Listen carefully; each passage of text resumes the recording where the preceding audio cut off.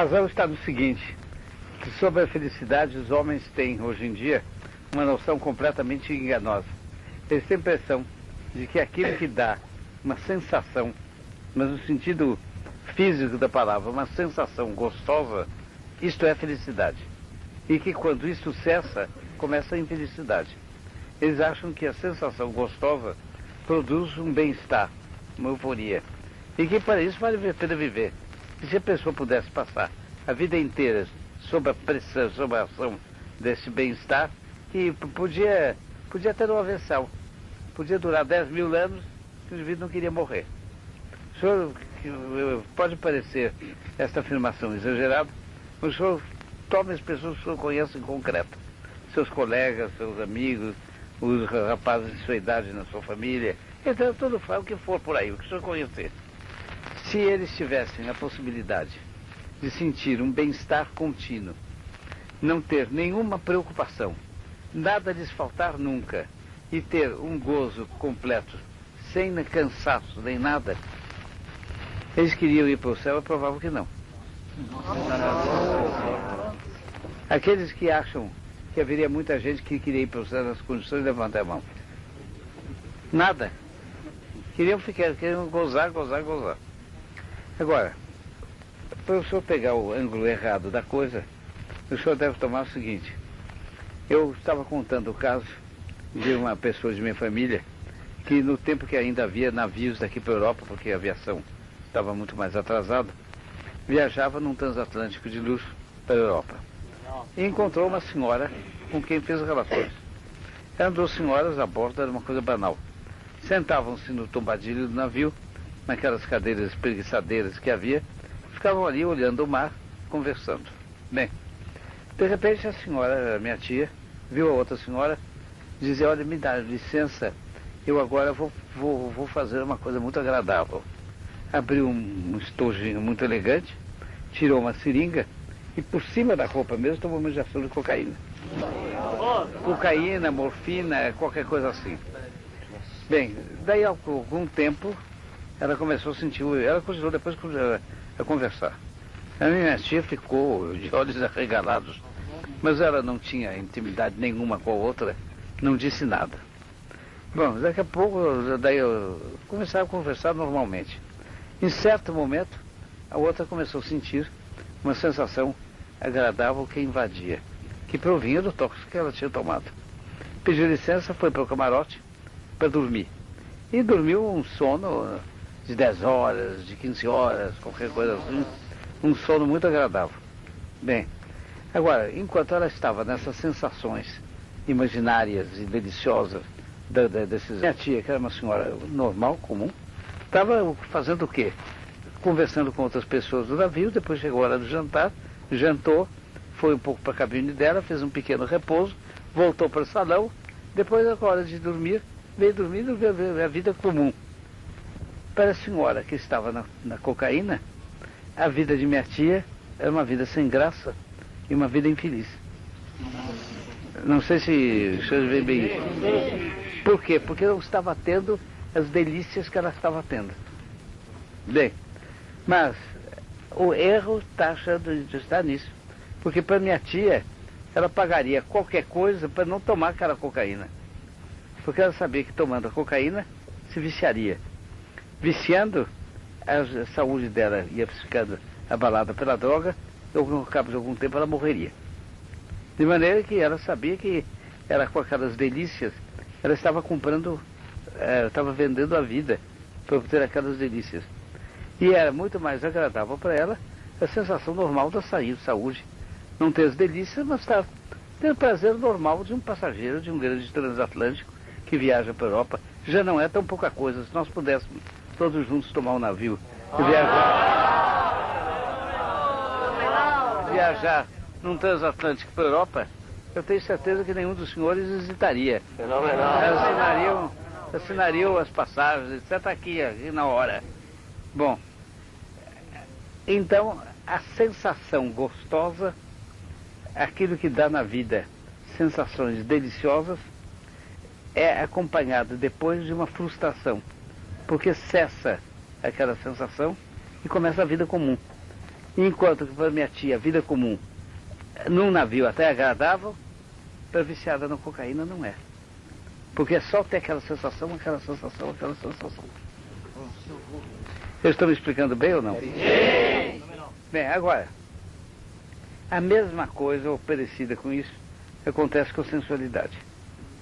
Um sujeito que é puro, é casto, que não consente maus olhares, que não consente maus tactos, que guarda efetivamente a castidade, ele tem a normalidade da vida comum, da vida saudável, da vida equilibrada, da vida que tem sentido, que tem razão. Todas as suas atividades, seu tempo é disponível para atividades que são boas, que são razoáveis, que são certas. Ele não sonha com coisas que ele não pode ter, nem fazer coisas que ele não pode fazer. Ele está como um homem saudável na vida concreta, levando com suas dificuldades os trabalhos da vida concreta e tocando para frente. Esse é um homem que nós podemos chamar feliz. Se ele for um homem sensual, ele se habitua à volúpia, com os prazeres que a volúpia dá, e ao mesmo tempo fica que ele não pode mais viver sem aquilo, e de outro lado, aquilo para ele se torna banal. Tanto tem aquilo, que aquilo para ele se torna banal. Ele vira um infeliz. Quer dizer, o homem que serve a Nossa Senhora, procurando imitar a ilibadíssima pureza dela, esse instala essa alegria na sua alma. O homem que entra pela pureza tem mais deleite. É como o cocaína maníaco. Mas ele paga isso com as imaginações, com os anseios, com as ciumeiras, porque ora quer aquela, ora quer aquela outra, e aquela não quer, e ele então quer uma outra, ele dá um dinheiro que ele não tem, e não sei mais o que. Lá vai por aí por fora para ter o prazer da volúpia, o gáudio da volúpia sensual. Ele leva uma vida atormentada, interrompida por delícias febricitantes. Ao cabo de algum tempo, as delícias não são mais nada. Eu cito dois casos. Uma vez eu estava numa reunião, num jantar, de muitas pessoas, numa casa grande, com muita gente, etc, etc. E um senhor, que era dos mais velhos da mesa, estava, portanto, na ponta da mesa, junto com os mais velhos. Vira e mexe, puxava o relógio, era ainda desse relógio de bolso, não de pulseira, puxava o relógio, olhava, colocava aí. Depois puxava o relógio, colocava. Quando terminou o jantar, ele se levantou, antes de terminar o jantar, ele se levantou e foi passear num terraço que tinha contigo a sala de jantar. Eu olhei aquilo meio distraidamente. Eu estava conversando com outras pessoas, etc. Vi aquilo meio distraidamente. Mas acabei o jantar e estava sentindo uma certa necessidade de movimentar um pouco. Tínhamos passado muito tempo sentados à mesa, etc. Estava muito quente, eu saí ao terraço também. E encontrei com ele lá. E ele me disse, eu era um mocinho e ele era um homem velho. Ele me disse, você estranhou com certeza que eu te consultasse tantas vezes o relógio durante o jantar, né? Eu nem pensei nisso, mas era realmente uma grosseria. Quando a gente está com uma pessoa consultar o relógio, quer dizer, tá cacete. Mas eu não pensei nisso, eu era mocinho, não pensava nisso. Eu disse qualquer coisa amável para ele. Ele disse, não estranhe, porque no estado a que eu cheguei, a todo momento eu tenho a sensação que se eu puxar o relógio, eu vejo uma mulher perdida. E sinto aquela necessidade de olhar para a mulher perdida dentro do relógio. Eu sei que não tem aquela mulher perdida lá. Aquela mulher perdida que eu imagino ver lá dentro, eu não conheci. É uma imaginação. Mas eu fico com aquela coisa, e não me domino. Eu fiquei de olhos arregalados. Esse homem queria gozar. Qual é o gozo que ele tinha? Virar a página. Numa ocasião, há uns anos atrás talvez, um rapaz, membro bem satisfatório do grupo. Depois casou-se.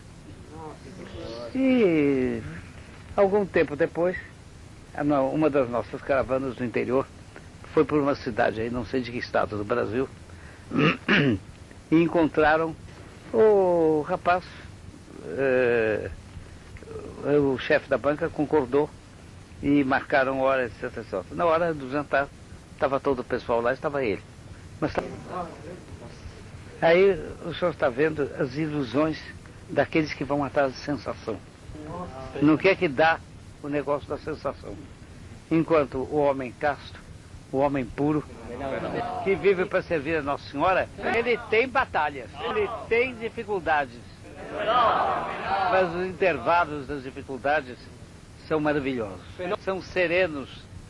O homem chega a uma idade avançada e pode ser ainda como moço. Por quê? Porque ele não gastou a sua vitalidade nessas excitações e nesses delírios e nessa história de olhar relógio para ver mulher façura dentro do relógio e loucuras desse gênero. É a realidade. E eu termino contando um último caso. Eu queria saber quantos dos senhores ouviram falar em Dom Juan. Levantem o braço.